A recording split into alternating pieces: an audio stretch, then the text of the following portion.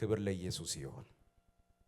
ኦኬ ባለፈው ጊዜ የዕብራውያንን መጽሐፍ እያየን ነው።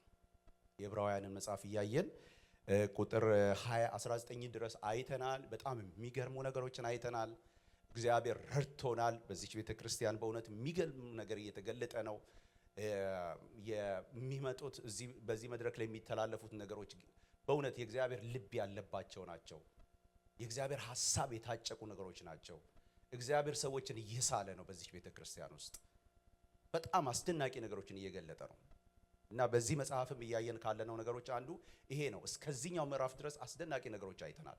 ብዙ ወንድሞች አስተምረዋል በዚህ እና በዚህ መጽሐፍም እኔ ከኔ ጋር ባያችሁት እስከ ቁጥር 19 ድረስ እግዚአብሔር አስደናቂ ነገር ቁጥር ምዕራፍ 11 ቁጥር 19 ድረስ የሚገርም ነገሮችን አይተናል። ቁጥር 20 እስከ 29 እናያለን ተባብለን ያቆም ነው እና ከቁጥር 20 ጸሐፊው የዕብራውያን ጸሐፊ በተለይ ከዚህ በኋላ ያሉት እስከ መጨረሻ ያሉትን ምዕራፍ ቁጥሮች ፓክ ዳርጎታል። እንግዲህ ታውቃላችሁ በጣም ስለ እምነት አባቶች ነው የሚያወራው። በጣም በዝተውበታልና አንዳንዶቹን እንደውም ጊዜ የለም እነዚህ ሁሉ ለመተረክ ብሎ ግን አንዳንድ ነገሮችን አስቀምጦ ነው የሚያልፈው። ግን ከ20 እስከ 29 እኔም ራሴ እንኳን ከ20 እስከ 29 ያለውን ለማዘጋጀት ብዬ በእውነት ነው የምነግራችሁ ምናልባት 10 ሳምንትም እንደማይበቃኝ አሰብኩኝ። ምክንያቱም አንዱ ቁጥር ብቻ በጣም አስደናቂ ነገር የያዘ ነው። አንዱ ቁጥር ብቻ እና ዝም ብዬ በተለይ ባለፈው ጊዜ አንድ ሮብለታ ምስጉ የ11:25ን የሙሴን እንትን ይሄ ማለት ትኩር ብሎ ተመልክቶ የሚለውን ሐሳብ በደንብ አድርጎ ምስጉ ተናግሮታል። ስለዚህ ከ24 ጀምሮ እስከ 27 የሱ ታሪክም ስለሆነ ግን አንድ ላይ አድርጌ እኔ የተወሰነች ጊዜ ፈጅቼ የቁጥር 20ን እንድናይ ተኮር አድርገን እንድናይ አሰብኩኝ። ቁጥር 20 እና ምናልባት ጠለቅ ብላችሁ ማንበብ ለምትፈልጉ ሰዎች የእግዚአብሔርን ቃል ዲግ እያደረጋችሁ በቃ የእግዚአብሔርን ሐሳብ እየፈለጋችሁ ላላችሁ ሰዎች በሁለት እነዚህ ከ20 እስከ 29 ያለውን በሁለት ከፍላችሁ ልታዩ ትችላላችሁ። ከቁጥር 20 እስከ 22 እና ከ23 እስከ 29 ድረስ ከ20 እስከ 22 ያለው እምነት። አሁን ስለ እምነት አለ የምናወራው። እምነት በተሰጠ ተስፋ ውስጥ ተስፋ ይሰጣል። በዛ ተስፋ ውስጥ በተሰጠ ተስፋ ውስጥ የእምነት የሚጫወተው ሚና የሚያሳይ ነው። ከ20 እስከ 22 ያለው የተሰጠ ተስፋ አለ። በዛ ተስፋ ውስጥ ምንድነው እምነት የሚሰራልን የሚለውን ነገር የሚያሳይ ነው። ከ23 እስከ 29 ያለው ደግሞ እምነት እግዚአብሔር ለሰዎች ሁሉ በሚሰጠው የዛ ተስፋ የሰጠው ተስፋ ፍጻሜውን እዚህ ጋር ቆሞ ፍጻሜውን የሚያሳይ ነው እና ባለፈው ነው ትዝ ይላችሁ እምነት ለነጻነት ብዬው ነበረ። ስለዚህ በተለይ በአዲስ ኪዳን ላለን ለኛ ትርጉም አለው። በክርስቶስ ኢየሱስ የመጣውን ነጻነት በእምነት በኩል የመጣውን ነጻነት የሚያሳይ ነው እና ባነበው ደስ ይለኛል። ላንበበው አንድ ጊዜ 11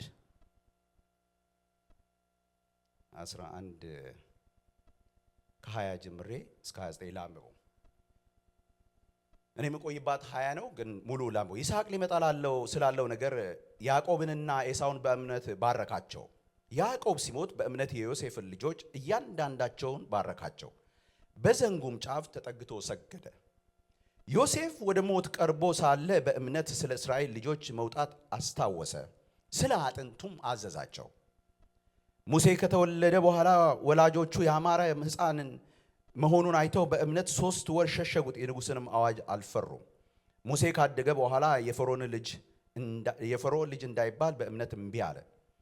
ከግብፅም ብዙ ገንዘብ ይልቅ ስለ ክርስቶስ መነቀፍ እጅግ የሚበልጥ ባለጠግነት እንዲሆን አስቧልና ለጊዜው በኃጢአት ከሚገኝ ደስታ ይልቅ ከእግዚአብሔር ሕዝብ ጋር መከራን መቀበል መረጠ፣ ብድራቱን ትኩር ብሎ ተመልክቷልና። የንጉሡን ቁጣ ሳይፈራ የግብፅን አገር የተወ በእምነት ነበር፣ የማይታየውን እንደሚታየው አድርጎ ጸንቷልና። አጥፊው የበኩር ልጆችን እንዳይነካ ፋሲካንና ደም መርጨትን በእምነት አደረገ። በደረቅ ምድር እንደሚያልፉ በኤርትራ ባህር በእምነት ተሻገሩ። የግብፅን ሰዎች ግን ሲሞክሩ ተዋጡ ይላል። ተዋጡ እና እንዳነበብኩት ጸሐፊው እምነት እግዚአብሔር በሚሰጠው ተስፋ ውስጥ ያለውን ቦታ ባሳየበት አሁን ባነበብኩት ውስጥ ባሳየበት የመጀመሪያዎቹ ክፍሎች ውስጥ በተለይ ቁጥር 20 ያዕቆብና ኤሳው በአባታቸው በይስሐቅ እንደተመረቁ ማነው እንደተባረኩ ይነግረናል እና ያዕቆብም ደግሞ በተራው ማለት ነው። ያዕቆብም ደግሞ በተራው ከመሞቱ በፊት ማለት ነው። ከመሞቱ በፊት ዮሴፍንና ልጆቹን ጠርቶ እንደባረካቸው ይናገራል። እመጣበታለሁ ዝርዝሩን እንትኑን እየነገርኳችሁ ነው። እና ዮሴፍ ደግሞ እንዲሁ በተራው ማለት ነው። ዮሴፍ ደግሞ ሊሞት በቀረበ ጊዜ ወንድሞቹንም ቤተሰቡንም ሰብስቦ ባካችሁን አጥንቴን ቢያንስ እስራኤል በታሰበች ጊዜ ወደ እስራኤል ውሰዱና በዛ ቅበሩኝ ማለቱን ከ20 እስከ 22 እናያለን። 20 እስከ 22 ሁላችሁም ልትጠይቁ እንደምትችሉት የማስበውን አንድ ጥያቄ አሰብኩኝ። ለምንድን ነው መባረክ የፈለጉት? አይደል? ሶስቱም ውስጥ በረከት አለ አይደል? ከ20 እስከ 22 ስታዩ ባረከ አይደል? ይስሐቅ ልጆቹን ባረከ። እንደገና ደግሞ ዮሴፍም ተባረከ በአባቱ በያዕቆብ፣ ያዕቆብም ተባረከ በአባቱ በይስሐቅ። ለምንድን ነው የሚበራረኩት? ምን ነበር ምክንያቱ? ከሚደንቀኝ ነገር ደግሞ አንዱ ሁሉም በእድሜያቸው መጨረሻ ሲያበቃላቸው ነው። የመጨረሻው ስቴፕ ላይ ነው በረከቱን ያዥጎደጎዱት ማለት ነው። ያዥጎደጎዱት ለምን ይመስላችኋል? እስቲ እንደው እናንተ ልጠይቅ። ለምን ይመስላችኋል? ለምን ይመስላችኋል? አሁን ቁጥር 20 ላይ አነበብኩላችኋል። ለምን ይመስላችኋል? ማነው አንዴ ጮክ ብሎ የሚነግረኝ? የትምህርቱ ጊዜ ስለሆነ ችግር የለም። ለምን ይመስላችኋል በእድሜያቸው መጨረሻ ላይ በረከቱን የሚያዥጎደጉዱት? በዕብራውያን ጸሐፊ መሰረት ማለት ለምን ይመስላችኋል?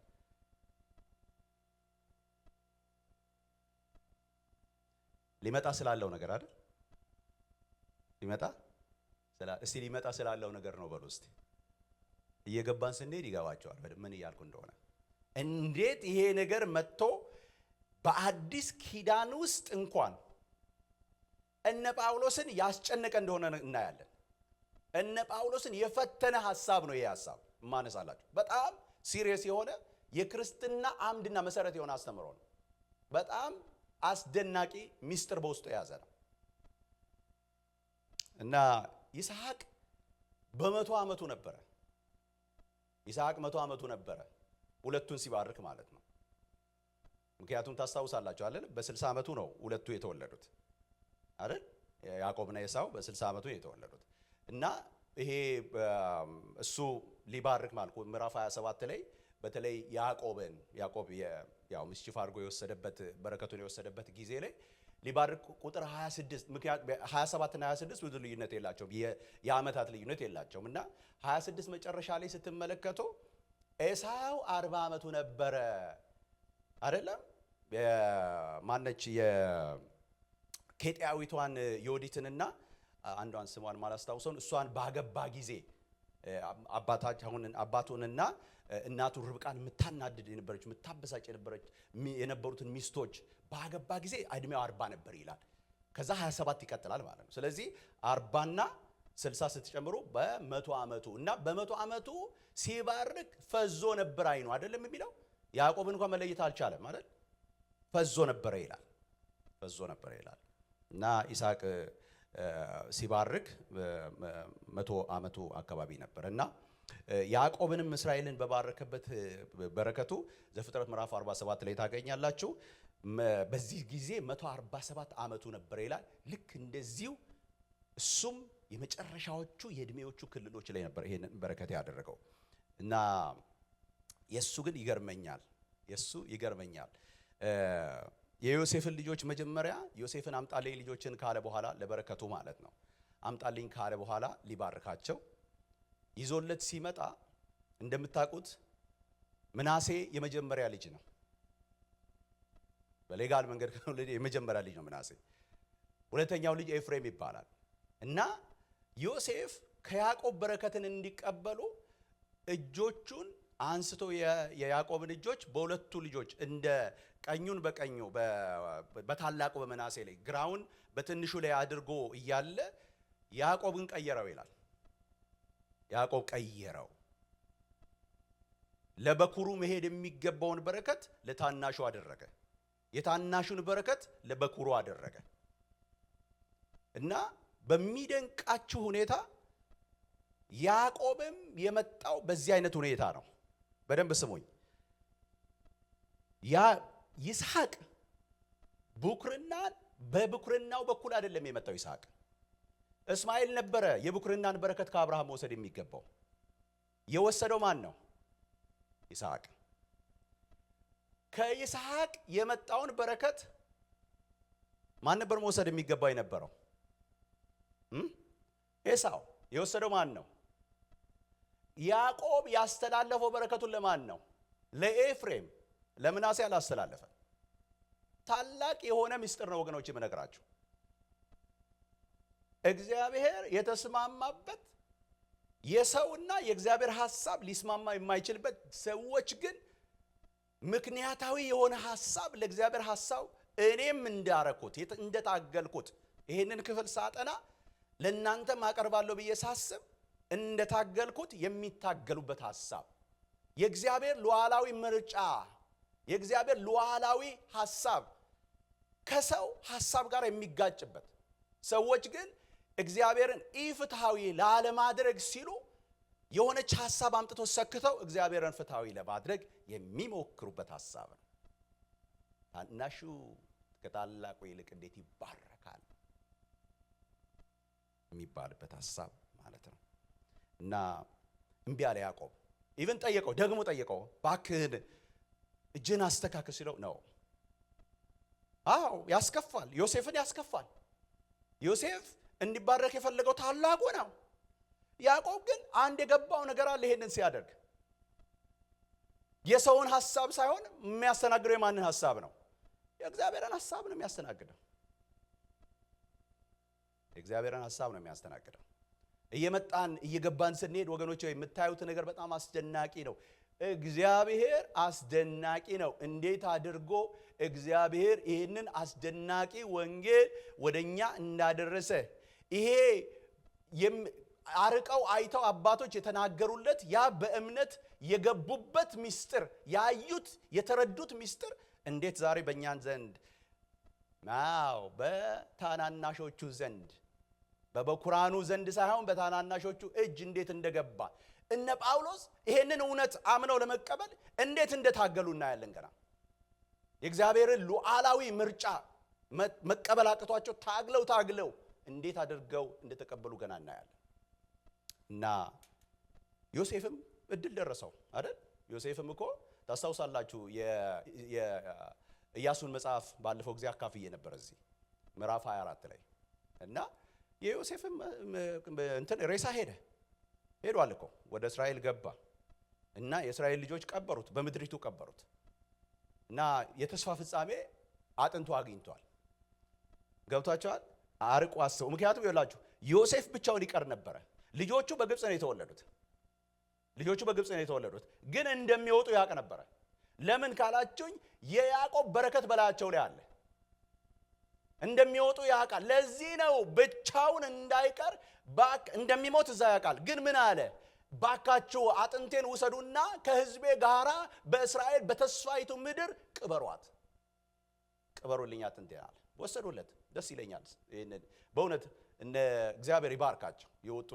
ሲወጡ ይዘው የሄዱት የሱን አጥንት እና ወሰዱና ቀበሩለት። እና እርሻውም በልጆቹ ስም ተደረገ ይላል።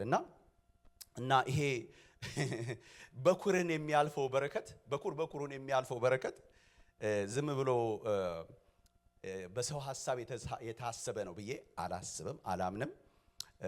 መጽሐፉ ሲናገር በረከቱም ደግሞ ባረካቸው ብሎ ሲለን ማለት እነዚህ ሰዎች ይባረኩት የነበረው በረከት ወገኖቼ ሆይ የምድራዊ በረከት አይደለም። በጣም አንደርስታንድ አድርጎኝ በእውነት የማወራችሁ ነገር በጣም ይሄ መንፈሳዊ ነገር ነው የማወራው። ስለዚህ ግዴላቸው እንትን አድርጉኝና ስሙና የእርሻ ፍሬያማነት ወይም ደግሞ ስለሚበላው ስለሚጠጣው ይሄ ስለ ኑሮ ምናልባት እንደውና እኛ ድሪም ስለምናደርገው ነገር እንደዛ ብቻ የቁሳዊ ስለሆነ ነገር ብዬ አላስብም። ከዛ ያለፈ ነው እና ለትውልዳቸው ማስተላለፍ የፈለጉት ነገር አንድ ነገር ነው ወገኖቼ ሆይ የማያልፍን ርስት ነበር ማስተላለፍ የፈለጉት። የሚያልፈው ርስትማ ያዕቆብ እኮ በነገራችን ላይ ማን ነው ይስሐቅ እኮ ከአብርሃም እኮ የወረሰው በረከት እኮ የሚገርም በረከት ነው። አብርሃም እንዴት ሀብታም እንደሆነ ታውቃላችሁ አይደል? ከአብርሃም እኮ ከኬጢያዊ ሚስት ካገባ በኋላ ከዛ በኋላ እንዳለ እኮ ትቶለት ነው የሞተው እኮ አብርሃም። ግን ይስሐቅ ግን በረከቱን ሲሰጥ ያንን እንኳን አይደለም ያለው ክፍያ አይደለም ያካፈለው አይደለም። እናየዋለን ትንሽ ቆይተን እና የተሰጠውን የተስፋ ቃል እነሱ ተቀብለውታል። ግን የተስፋ ቃል ወገኖቼ ሆይ በእነሱ ዘመን አልተፈጸመም። ያልተፈጸመ የተስፋ ቃል ስለሆነ አያችሁ፣ የተስፋ ቃል ስለሆነ በእነሱ ዘመን ሲጠብቁ እርጅና ያዛቸው እና በእርጅናቸው መጨረሻ ምን ማድረግ ነበረባቸው? ማስተላለፍ ለኔክስት ትውልድ። አንድ ነገር ልንገራቸው አይደል? በእውነት እኮ ነው የምነግራቸው። አሁን ክርስትና መተላለፍ ያለበት ለዚህ ነው። ይኸውላችሁ እነሱ አይተው ምን ክርስቶስን አይተው ማለት ክርስቶስን አይተው፣ እኛ ደግሞ ምንድነው የምናየው? ያቺ በክርስቶስ ኢየሱስ የምትገኘውን ምን ተስፋ አሁን ጨብጠነዋል እንዴ? ጳውሎስ እኮ ለዛ እኮ ነው ምን ቢል ቢገለጥ ይላል ማለት አሁን ቢገለጥ ምን እንደምንሆን እንኳን አናቅም ይላል። ግን ተስፋ አለን። ስለ ሙታን ትንሣኤ ስለተናገረው ተስፋ አስበው በተሰሎንቄ መጽሐፍ ላይ ምዕራፍ 4 ላይ ስለ ሙታን ትንሣኤ ሙታንማ ክርስቶስ ኢየሱስ መነሳቱን እኮ እንዴት አድርጋችሁ ነው ይሄንን ማታስቡት ይላል። ኢየሱስ ባይነሳማ ኖሮ የሙታን ትንሣኤ ባይሆንማ በከንቱ አመንን ይላል። በከንቱ አመንን። አንደኛ ቆሮንቶስ ምዕራፍ 15 ተመልከቱ። እንደዛ እኮ ነው የሚለው ማለት አንድ ነገር እንንገራችሁ፣ ኢየሱስ ክርስቶስ የመጣው መጣ፣ ተሰቀለ፣ በሶስተኛው ቀን ተነሳ የሚለው ይሄንን ያመነ የሙታን ትንሣኤ እንዴት ነው ማይሆንለት? የመጨረሻ ዘመን ላይ የማይነሳበት አግባብ ምንድነው? እምነቱ አለበለዚያ ከንቱ ነው። እኔ አለ አንድ የምናፍቀው ነገር አለኝ፣ በዛ ያኔ በምነሳበት መነሳት ስነሳ ይላል I can't wait እንደማለት ነው። እና በተስፋ ድነናል። ክብር ለኢየሱስ ይሁን። የተስፋ ወራሾች ሆነናል። እስቲ የተስፋ ወራሾች ነን በሉ እስቲ። ክብር ለኢየሱስ ይሁን። የተስፋ ምንድነን? እግዚአብሔር ይሄንን በቃ ውስጣችን ይሄን ነገር እንደው ይጠቅጠቅብን ወገኖች ሆይ። እንደኛ የታደለ የለምና አባቶች በእነሱ ጊዜ እንኳን ባይፈጸም ወገኖች ሆይ በልጆቻቸው ወይም በልጅ ልጆቻቸው እንደሚፈጸም ተስፋ አድርገው ያንን አደረጉ። እምነታቸው በጌታ ላይ አደረጉ ወገኖች ሆይ። እና ተስፋው ለምን ዘገየ? ለነሱ ማለት ነው።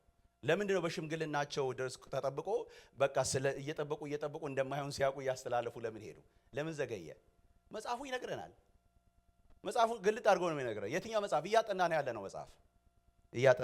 መጽሐፍ እንዲህ ይላል ዕብራውያን ምዕራፍ 11 39 እና 40 እነዚህ ሁሉ ይላቸዋል የቶቹ አሁን እየተነገረላቸው ያሉት ሰዎች እንደውም ከዚህ በኋላ ያሉ እነ ጌዲዮን ምናምን ጨምሮ ነው ሁሉንም ከጠራ በኋላ ነው 39 እና 40 የመጨረሻዎቹ ቁጥሮች ላይ እንደዛ የሚለው በእምነታቸው ተመስክሮላቸው ሳሉ ትዝ ይላቸዋል ያወራናቸው ሰዎች አይደል?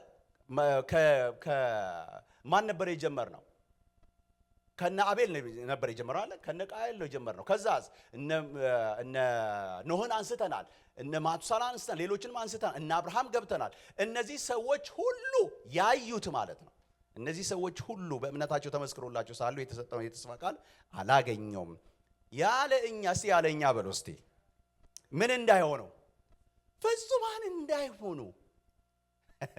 ክብር ለኢየሱስ ይሁን። አያችሁ ያለኛ ምን እንዳይሆኑ በነገራችን ላይ እኛ ፍጽምና ውስጥ ነው ያለ ነው። ማን ነው ይሄንን የሚያምን?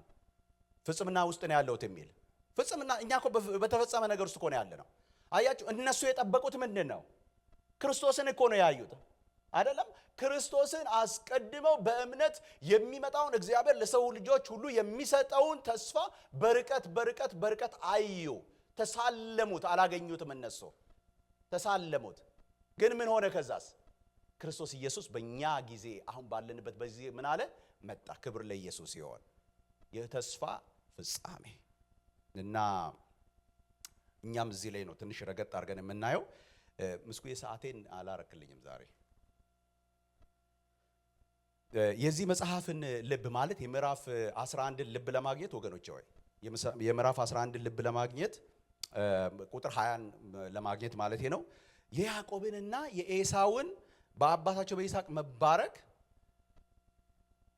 አዲስ ኪዳናዊ ማድረግ ያስፈልጋል። አላችሁ ከኔ ጋር አይደል? ምንድነው ያልኩት? አዲስ ኪዳናዊ ማድረግ ያስፈልጋል ማለት እንደሱ ካላደረግነው አንደኛ ታሪኩ ራሱ እኮ የዕብራውያን ጸሐፊ ራሱ ምንድነው ያልክ ያለው ተብሎ ሊጠየቅ ይገባል። ምንድነው? ምን ገብቶህ ነው? አይደለም ምን ገብቶህ ነው? አይደል? ይስሐቅ ያዕቆብን ኤሳውን ባረከው በእምነት ያልከው ምን ገብቶህ ነው? ምክንያቱም አንድ ሰው ይሄ ካርናል በሆነው ማይንድ ጀስት ሲምፕሊ ምንን ሄዶ ዘፍጥረትን አንድ ሰው ሲያነብ እኮ የሚያነበው እኮ ሌላ ነገር ነው። አሁን እሱ የዕብራውያን ጸሐፊ እንደሚናገረው አይደለም የሚያነበው፣ የተለያዩ ነገሮች እኮ ናቸው። የዕብራውያን ጸሐፊ የሚለው ምንድነው? ይስሐቅ ይላል ሊመጣ ያለውን ነገር ሊመጣ ስላለው ነገር ያዕቆብና ኤሳውን በእምነት ባረካቸው ይላል።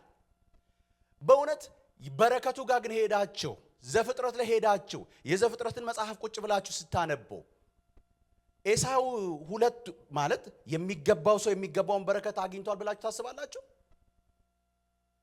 ማለት ሊባርክ ለፈለገው ሰው የባረከው እንዴ ነው የባረከው? አይደለም አይደል? ከመጽሐፉ ጋር እንዳንጣላ ብዬ ነው። አይደለም በሰው ማይንድ እኮ አይደለም። ግን የዕብራውያን ጸሐፊ ግን እያለን ያለው ነገር ግን ያስደንቃል። የበረከት ሽሚያ የነበረባቸውን ሁለት ሰዎች አንስቶ አሳያቸዋለሁ። ሰዎቹ እንዴት ገና በሆድ እያሉ እንዴት አይነት አስቸጋሪዎች እንደሆኑ በጣም ማለት የሚቀማሙ እንደሆኑ እነዚህ ሰዎች የዕብራውያን ጸሐፊ ምንድነው እያለ ያለው? በእምነት ባረካቸው ሊመጣ ስላለው ነገር። እንዴ ምን እያልክ ነው? ምን እያልክ ነው? ስለዚህ ይሄንን ለማየት አንደኛ ስነ መለኮታዊ የሆኑ ነገሮችን ማየት፣ መንፈሳዊና ታሪካዊ የሆኑ ዳራዎቹን ቼክ ማድረግ ያስፈልጋል ብዬ አስባለሁ ለመረዳትና ምክንያቱም ከአዲስ ኪዳን ጋር በጣም የተያያዘ ነገር አለው ከአዲስ ኪዳን ጋር እና የአዲስ ኪዳኑን ምክንያቱም በአዲስ ኪዳን ላይ ሆኖ ስለሆነ ይሄ ሰው እያወራ ያለው የዕብራውያን ጸሐፊ እያወራ ያለው እዛ ሄደን ያለውን ነገር ማስተካከል ካልቻልን በስተቀር አዲስ ኪዳን ላይ ያለው የአዲስ ኪዳን ልቡን ለማግኘት አንችልም። በአዲስ ኪዳን የተነገረውን ልብ ለማግኘት አንችልም ማለት ነው። እና እንደዚህ ይላል። ጥያቄዎችን መጠየቅ አለብን። ጸሐፊ ምን እያልክ ነው? ሁለቱም ተባርከዋል? አዎ ተባርከዋል። በምን በረከቱ ምን ነበረ? ተገቢው በረከት ቅድም እንዳልኳችሁ ለተገቢው ሰው ሄዷል ወይ? እንደምታውቁት ማታለልን አንዳንድ ነገሮች አሉበት። ያዕቆብ ኤሳውን አባቱን ያታለለበት እሱን መስሎ ኤሳውን መስሎ ያታለለበት ነገር አለ።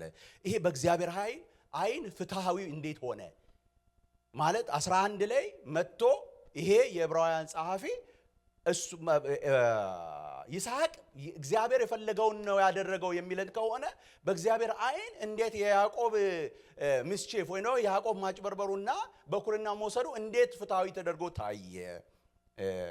ፍትሃዊ ካልሆነ ደግሞ ወይ ደግሞ ካልሆነ ደግሞ እኛ ለዚህ የምንሰጠው አመንኪዮ ምንድነው? አይደል? አመንኪዮ ማለት አይደለም ካልን አመንኪዮ ነው ያልኩት። አመክንዮ ምንድነው ብለን ማሰብ አለ። የሆነ ሱታፌ መክተት አለብን። ገብቷችኋል? የሆነ ነገር ከተን እንደ ለኛ ቀደም ብያቸዋለሁ ስነሳ። ምክንያቱም ይሄ የእግዚአብሔር ሉዓላዊነትና ምርጫው ጋራ የሚጣላ ምን አለ?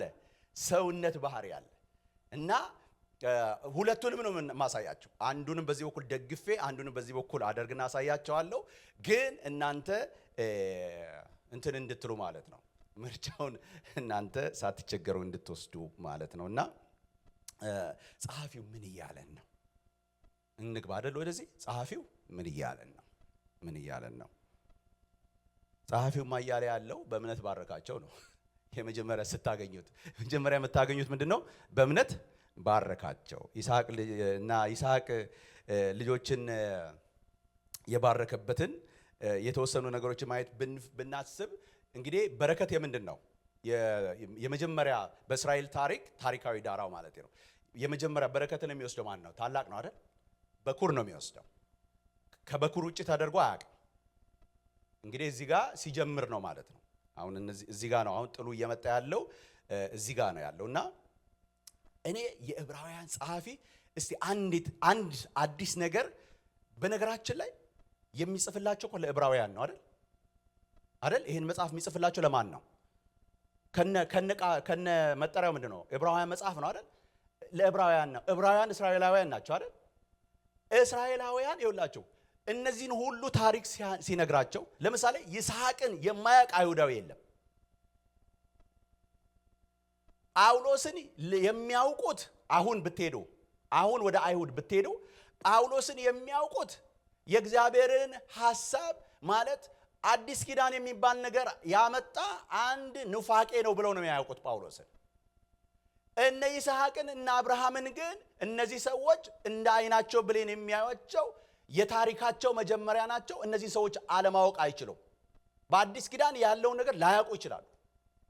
ብሉይ ኪዳንን ግን ዕብራውያን የማያውቁበት ምንም ነገር የላቸው። ይሄንን ሁሉ ሲዘረዝርላቸው እንዲህ ያሉ ነው የሚሰጡት። እናውቃለን። ምን አዲስ ነገር ልትነግረን ነው እንዴ? ያዕቆብ እና ኤሳው ምን ማለት ነው ብለው እንደሚጠይቁት እርግጠኛ መሆን አለባችሁ። ምን ማለት ነው? እኛ የምናውቀው የአዲስ ኪዳናዊ ትርጉም ካልተሰጠው በስተቀር ወገኖቼ ሆይ አንድ ነገር ልንገራችሁ። በአሁን በዚች ጊዜ እስካሁን ድረስ አይሁድ እኔ ነኝ በኩር ቁጭ ብሎ ያለ ህዝብ ነው። አዲስ ኪዳን ነው አይቀበሉ። አሁንም ቁጭ ብሎ ያለ ህዝብ ነው። ጳውሎስ ይሄንን እየነገራቸው መጥቶ ምንድነው ወገኖቼ ሆይ በእውነት ነው የምላችሁ ጳውሎስ የሆነ ውሳኔ ላይ ለመድረስ የሮሜን መጽሐፍ እናያለን። የገላትያ መጽሐፍ ላይ እንዴት ታግሎ ወደ ሮሜ መረዳት እንደመጣና ሞስት ፕሮባብሊ የዚህ መጽሐፍም ጸሐፊ እሱ እንደሚሆን ስለሚገመት ወደዚህ ሐሳብ እንዴት እንደመጣ እንረዳለን። ከነዚህ ከሁለት በሆድ ሳሉ ከተፋጩ ህዝቦች እንግዲህ መሰረታዊ ነገር ነው የምነግራችሁ ብያቸዋለሁ። እና አዲስ ነገር ሊያሳያቸው እንደፈለገ እሱ ምን የሚል ነው? በእምነት ባረካቸው። ምን እያለ ነው? በእምነት ባረካቸው። ኤሳውና ያዕቆብ ላይ ገባው። ይስሐቅ የተስፋ ቃል ልጅ ነው ብለናል አይደል? በተስፋ ቃል ነው የመጣው። የተስፋ ቃል ልጅ ነው። ያው የተስፋ ቃል እኔ በእውነት ነው ብላችሁ በጣም እያጠናሁት እያለ በጣም እየተገረምኩ ነበር። አንዳንድ ነገሮችን ሳስብ ይስሐቅ ሲመጣ በችግር ነው የመጣው አይደል? በብዙ ምጥ ነው የመጣው። በስለት ነው የመጣው አይደል? በጥበቃ ነው የተገኘው አይደል? እና እሱም ደግሞ በተራው በጥበቃ ነው ልጅ ያገኘው። በጣም ጥሩ ሴት እንደው እንዴት ያለች እኮ ርብቃ በጣም የምትገርም ሰው ነበረች። ግን ቤት ከገባች በኋላ ለ20 ዓመት ልጅ አልነበራቸውም ይላል መጽሐፍ። እና ጸለየ ይላል። አረ እግዚአብሔር ሆይ በቃ ምን ሆነሃል እንዴ? አባቴ በዚህ ያለፈ እኔንም እንዴት ነው በዚህ የምትፈትነኝ? አባቴ በመከራ ነው እኔን ያገኘው። እኔ እንኳን እንደው በቃ ደስተኛ ልሆን እንጂ 20 ዓመት እና 20 ዓመት ጠብቀው ነው ወደዚህኛው ነገር የመጡት። ወዴት? ወደ ያዕቆብና ኤሳው እንዲጸነሱ ይሆነው እና ከተጸነሱ በኋላ ወገኖቼ ሆይ ገና ይኸውላችሁ ስሙኝ እዚህ ጋር በደንብ አድርጋችሁ ገና ሆድ ውስጥ እያሉ ገና ይሄ ከደምነት የሴትነት ወጓ ቀርቶ ከደምነት ወደ ሆነ ነገርነት ሄደው ትንሽ ቆየት እንዳሉ የሆነች እጅና ምናምን ማውጣት ሲጀምሩ ይመስለኛል በሆድ እያሉ ምን ማድረግ ጀመሩ ይላል? መላፋት፣ መገፋፋት በቃ ምንም ነገር እና ተጨነቀች ይላል መጽሐፉ። አይገርማቸው? ተጨነቀችና መገፋፋታቸው ያላስደሰታት አንድ ጊዜ ምን ይሆንልኛል ይሄ እርግዝና እና እግዚአብሔርን ጠየቀ ይችላል። ለምን ነው እንደዚህ የሚሆነው ብላ እግዚአብሔርን ጠየቀ ይችላል። መገፋፋታቸው በሆዷ ሲበዛባት ማለት ነው። አንድ ነገር ልንገራችሁ፣ ይኸውላችሁ እንደ እግዚአብሔር ፈቃድ የሆነ ነገር ሁሉ ጊዜ ዋጋ ያስከፍላል።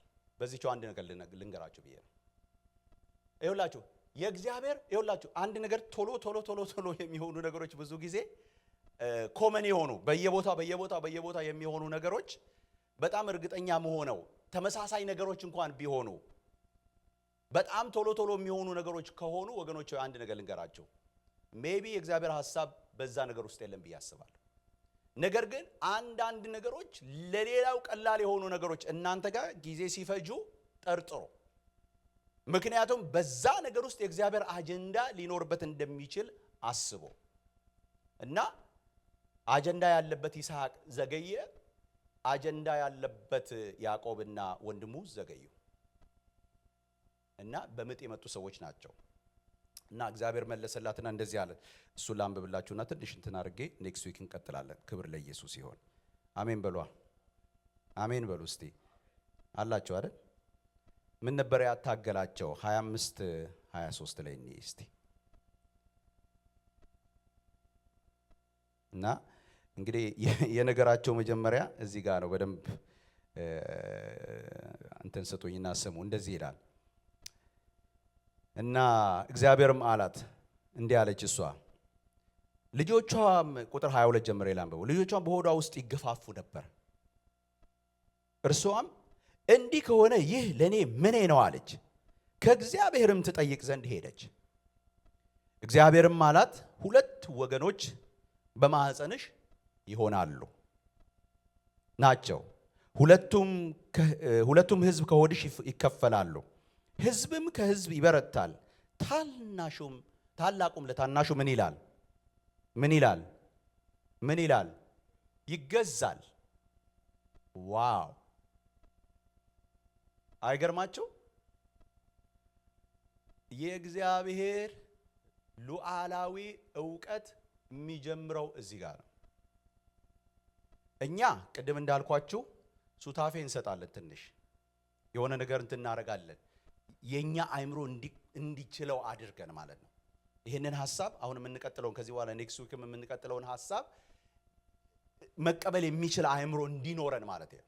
እንዲኖረን የሆነ ነገር እንትን እናደርጋለን። ግን በሆድ ያሉ አይታችኋል ምን እንደሚል እየነገራችሁ ያለው ነገር ተረታችኋል አይደል? ምንድነው ያለው? ሁለት ወገኖች በማህፀንሽ ናቸው እና ሰውየው ሲወጡ አይታችኋል። በተለይ ምዕራፍ 27 ስትመለከቱ ያዕቆብ እናቱ መጣበታለሁ፣ ግን ትንሽ ልበላችሁ እዚህ ጋር ታሳውሳላችሁ አይደለ? የያዕቆብ እጅ እንትና ጸጉራ ቀይ ነበር አይደል? መጽሐፉ ሲለን ቀይ ጸጉራም ነበር ይላል ኤሳውን።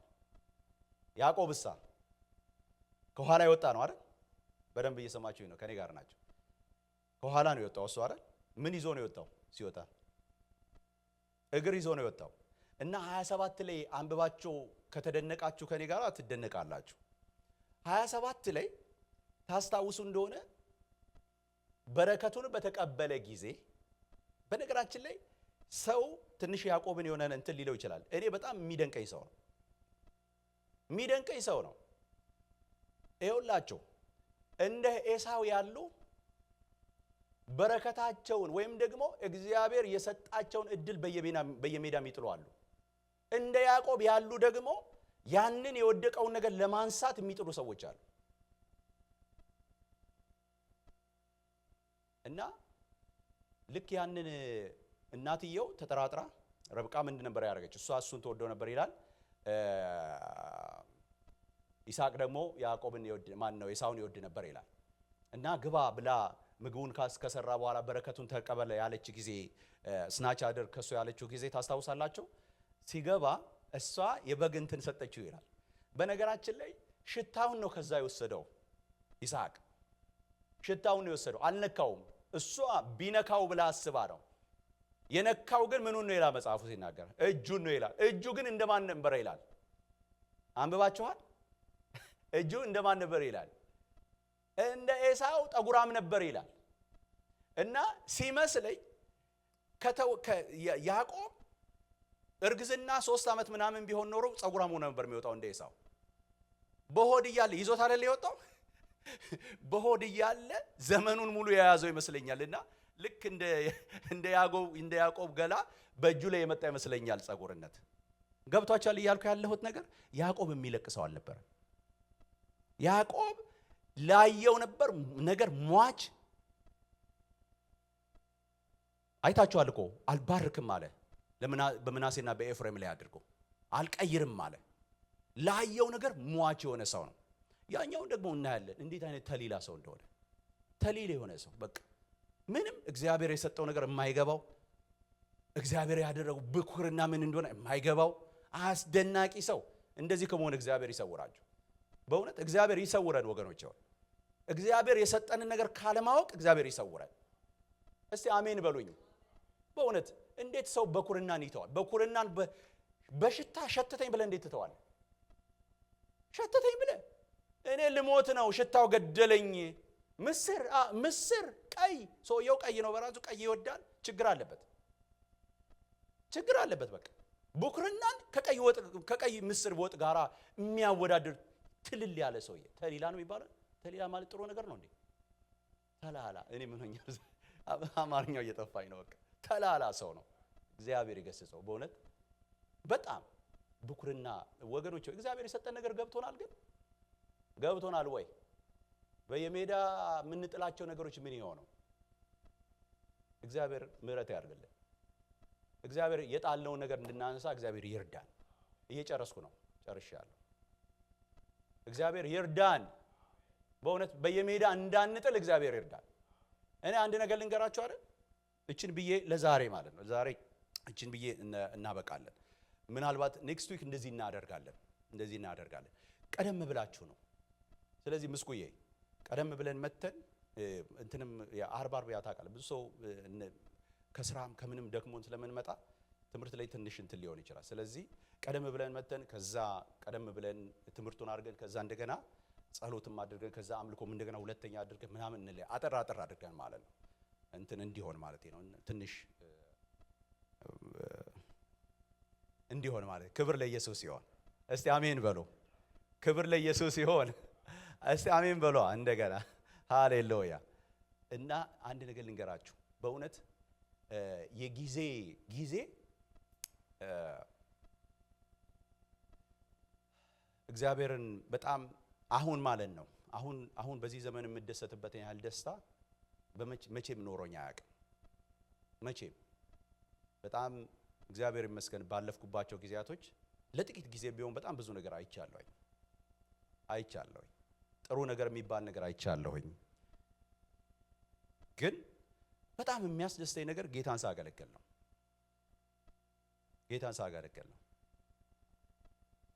ደስታዬ ፍጹም የሚሆነው ጌታን ሳገለግል። አለበለዚያ በጣም ነው ነጭናጫ ሰው ነኝ። በጣም አልመችም ለሰው፣ ለቤቴ አልመችም፣ ለሰው አልመችም። ግን በቃ ጌታን በቃ ከእንትኔ ጋር ስገናኝ በጣም ነው እግዚአብሔር በእውነት እያመሰገንኩት ያለሁት እና ዘመኔ እንዳላለፈ ይገባኛል። ገና ብዙ ዘመን እግዚአብሔር እንደሚሰጠኝ ይገባኛል።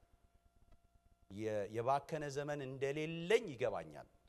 ለምን ከገባኝ ጊዜ ጀምሮ ያለው ማንነቴ ነው ከኔ የሚጠበቀው ከዚህ በኋላ ያለኝ ነገር ማለት ነው።